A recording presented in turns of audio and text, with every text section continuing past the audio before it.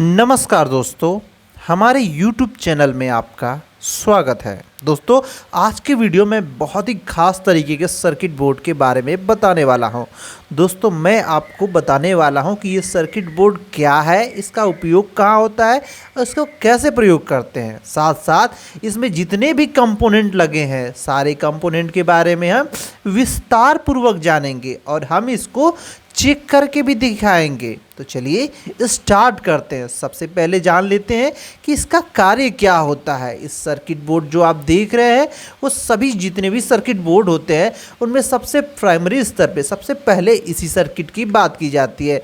तो ये हमारा जो सर्किट बोर्ड है वो एसी सप्लाई को डीसी सप्लाई में कन्वर्ट करता है। दोस्तों, अब एसी सप्लाई को डीसी में कन्वर्ट क्यों करते हैं? जैसे कि मान लीजिए कि आपके पास एक बैटरी है, बैटरी को चार्ज करना है। तो जब बैटरी को चार्ज करना है तो होता क्या है कि भाई हम डीसी देकर ही चार्ज करते हैं। किसी भी बैटरी को हम डायरेक्ट एसी नहीं देते हैं।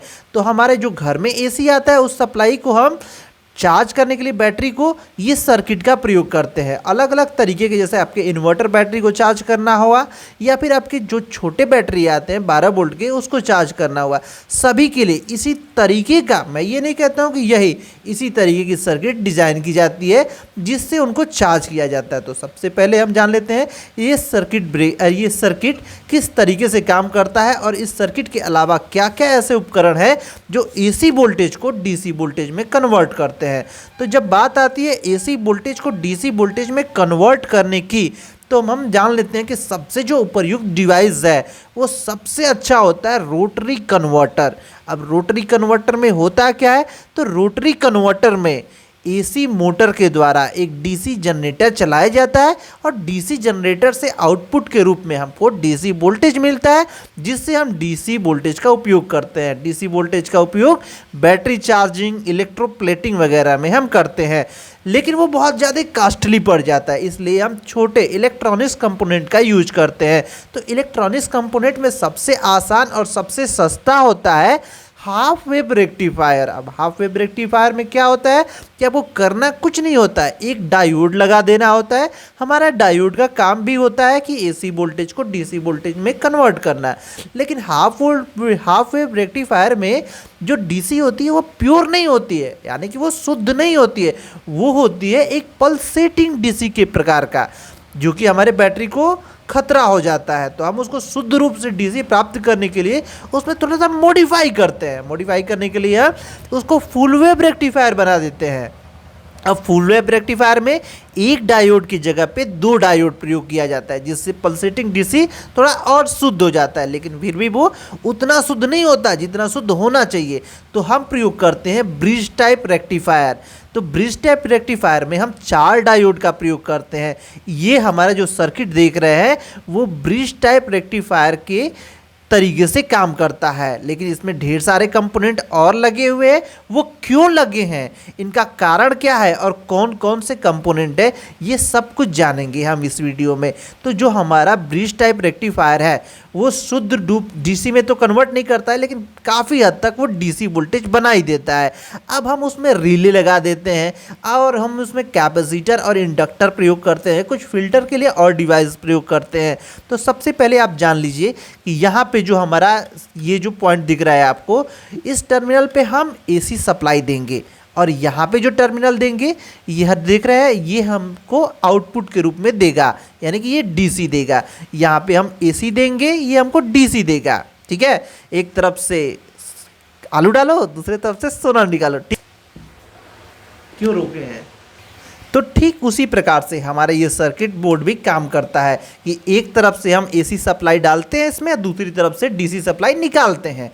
तो चलिए हम यहाँ पे देख लेते हैं इसके कंपोनेंट के बारे में। तो यहाँ पे ढेर सारे आपको कंपोनेंट दिख रहे हैं। तो जब हम यहाँ पे एसी सप्लाई देते हैं तो हमको बताया ना आपको कि ब्रिज टाइप रेक्टिफायर के तरीके से ये काम करता है। तो ये जो हमारा देख रहे हैं ये डिवाइस, ये एक रेक्टिफायर है। रेक्टिफायर बनाने के लिए हम डायोड का भी प्रयोग कर सकते हैं। 4 डायोड से हम ब्रिज टाइप रेक्टिफायर बनाते हैं, लेकिन ये हमारा डायरेक्ट ब्रिज टाइप रेक्टिफायर बना होता है तो ये हमारा जो कंपोनेंट है वो रेक्टिफायर कहलाता है। इसके अलावा फ़िल्टर के लिए हम प्रयोग करते हैं कैपेसिटर और इंडक्टर को। तो इसमें ढेर सारे फ़िल्टर के लिए कैपेसिटर देख सकते हैं। ये जो आप देख रहे हैं ये भी कैपेसिटर है। ये जो आप देख रहे हैं रेड, हल्का रेड कलर में, ये भी कैपेसिटर है। इसके बगल में आप देख रहे हैं ये वाला, इसको पेपर कैपेसिटर कहते हैं, ये भी कैपेसिटर है। ये पीला वाला भी कैपेसिटर है, ये भी कैपेसिटर है, ये भी कैपेसिटर है, ये भी कैपेसिटर है। मुझे लगता है कि आप भली भांति कैपेसिटर से परिचित होंगे। इसमें सबसे मुख्य है जो मैं आपको बताना चाहता हूँ, ये वाला पॉइंट, ये भी एक कैपेसिटर है, लेकिन इस कैपेसिटर की एक खास तरीके की खूबी है, इसके कैपेसिटेंस को कम या बेसी किया जा सकता है। यानी कि ये आप इसको घटा या बढ़ा सकते हैं। यहाँ पे एक पॉइंट है, इसको हम लोग रोटेट करते हैं तो इसके कैपेसिटेंस कम या ज़्यादा होते हैं। अब ये क्यों करते हैं कि हमको मिलाना होता है कि कितना कैपेसिटेंस इस पॉइंट पे चाहिए। तो ठीक इसी प्रकार मैं अब इसको आगे बढ़ाता हूँ। हमारा ये जो पॉइंट दिख रहा है, हम इसमें बात कर लेते हैं रजिस्टर की। ये जो हमारे पॉइंट दिख रहे हैं वो रजिस्टर है, ये भी पॉइंट रजिस्टर है। जितने देख रहे हैं, जितने ही छोटे छोटे आपको दिख रहे हैं वो बहुत ही अधिक मान के रजिस्टर है, जबकि ये वाला रजिस्टर आप देख रहे हैं, ये रजिस्टर बहुत ही कम मान का रजिस्टर है। मान के चलिए कि ये 1 किलो ओम से भी अधिक या 1 किलो ओम तक का रजिस्टर है, जबकि ये 100 या 200 ओम का रजिस्टर है। यहाँ पे आप देख रहे हैं ये वाला पॉइंट भी रजिस्टर है। दोस्तों ये जो आप वाइट कलर में देख रहे हैं इसको हम रिले कहते हैं। ये रिले एक स्विचिंग डिवाइस की तरीके से काम करता है। निर्धारित वोल्टेज से ज़्यादा जब हमारा वोल्टेज आने लगता है तो ये इस पूरे सर्किट को ऑटोमेटिक ऑफ कर देता है। यहाँ पे जो एलईडी देख रहे हैं वो एलईडी इसी पे काम करता है। अब मैं आपको बता दूं कि ये वाला एलईडी तब काम करेगा जब ये सर्किट काम कर रहा होता है, यानी कि ऑन पोजीशन में। जैसे ही हम इसमें सप्लाई देंगे एसी वोल्टेज, तैसे ये ग्रीन लाइट जल जाएगी, यानी कि ये काम कर रहा है। ये रेड लाइट क्यों जलता है? मान लीजिए कि आपके वोल्टेज बढ़ गए अचानक से, तो ये सर्किट ब्लास्ट कर सकता है। तो ये जो रिले लगा है उस चीज़ को पूरा कट कर देता है, ऑटो कट, जैसे एमसीबी करता है ना, ठीक उसी प्रकार ये पूरे सर्किट को बंद कर देता है। लेकिन उस स्थिति में हमको इंडिकेट करने के लिए ये इंडिकेटर लगे हैं, जिसको हम एलईडी के रूप में प्रयोग किए हैं। अब यहाँ हम जान गए कैपेसिटर के बारे में, रजिस्टर के बारे में और इस एलईडी के बारे में। अब हम जान लेते हैं इंडक्टर के बारे में। दोस्तों इसमें इंडक्टर के रूप में ये वाला पॉइंट देख रहे हैं, इसको भी हम इंडक्टर कहते हैं। ये वाला भी पॉइंट है, इसको भी इंडक्टर कहते हैं। ये जो ट्रांसफार्मर की भांति देख रहे हैं दोस्तों, हर एक ट्रांसफार्मर एक इंडक्टर भी होता है, ये आप जान लीजिए। तो ये भी यहाँ पे जो प्रयोग हो रहा है ट्रांसफार्मर, ये भी इंडक्टर के रूप में ही प्रयोग हो रहा है। अब इंडक्टर क्या होता है कि किसी भी हम पल्सेटिंग डीसी के सर्किट में सीरीज में ध्यान है कि इंडक्टर सदैव सीरीज में प्रयोग करते हैं, तो वो हमको फिल्टर के रूप में फिल्टर कर देता है, यानी कि पल्सेटिंग डीसी को शुद्ध डीसी बना देता है। और ये जो कैपेसिटर देख रहे हैं वो इस सीरीज के पैरेलल में यूज होता है, यानी कि ये पैरेलल में और ये सीरीज में यूज होता है। तो दोस्तों यहाँ पे एक ट्रांसफार्मर भी प्रयोग किया जाता है। ये 14 वोल्ट 10 एम्पियर का ट्रांसफार्मर है। ये जो आप देख रहे हैं इसको हम ट्रांजिस्टर कहते हैं। ट्रांजिस्टर में आप जानते ही होंगे कि 3 ठे लीड होती है। यहाँ पे आप शायद वीडियो में देख रहे होंगे, इसका जो पॉइंट है ना, यहाँ पे 3 होता है। यहाँ पे जो सबसे इधर वाला होता है इसको एमीटर कहते हैं, इसको बेस कहते हैं। ठीक है, ये बेस होता है, ये एमीटर होता है। और जो सबसे इधर साइड में है उसको हम कलेक्टर बोलते हैं। दोस्तों इस सर्किट में कुछ आईसी भी प्रयोग किए गए हैं। यहाँ पे जो आप देख रहे हैं इसको हम आईसी कहते हैं। ये एक सेंसर की भांति कार्य करता है। और यहाँ पे जो सबसे छोटा वाला पॉइंट देख रहे हैं ना दोस्तों, इसको कहते हैं हम जीना डायोड। ये एक जीना डायोड है। जीना डायोड क्यों प्रयोग किया जाता है? पहले जान लीजिए कि जीना डायोड अलग अलग मान के होते हैं, 6 वोल्ट 12 वोल्ट अलग तरीके से ये जीना डायोड आते हैं। तो मान लीजिए ये 12 वोल्ट का जीना डायोड है। तो 12 वोल्ट के जीना डायोड में जब हम इसके इनपुट के रूप में 12 वोल्ट दिए हैं तो काम करेगा, 6 वोल्ट दिए हैं तो काम करेगा।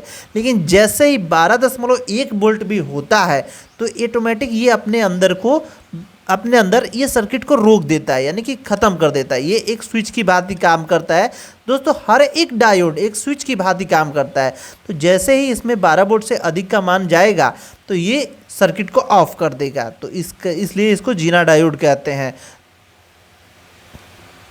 अब मैं इस पूरे सर्किट का प्रयोग आपको दिखा रहा हूँ कि ये कहाँ पे प्रयोग हुआ है और कैसे इसमें सप्लाई दी गई है। पहले मैं एक बार फिर से बता दूँ कि यहाँ पे हम 220 वोल्ट की सप्लाई देते हैं जो कि एसी नेचर का होता है, और यहाँ से हम डीसी के रूप में 12 वोल्ट डीसी के रूप में आउटपुट के रूप में लेते हैं। तो चलिए हम इसको प्रयोग यहाँ पे हुआ है वो सब कुछ आपको दिखाने वाले हैं।